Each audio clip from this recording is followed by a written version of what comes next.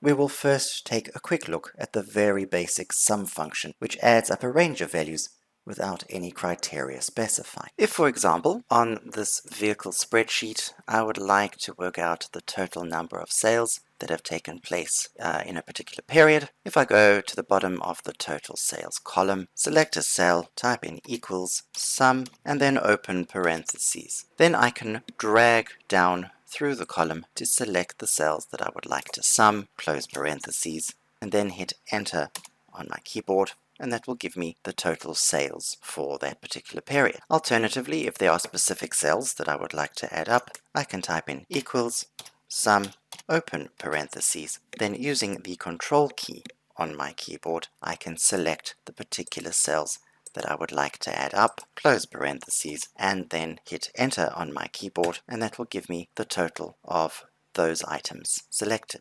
An alternative is in the Home tab. There is the Auto Sum button. Clicking on that, all of the cells in that column are then automatically selected. Hit enter on the keyboard, and that will total that column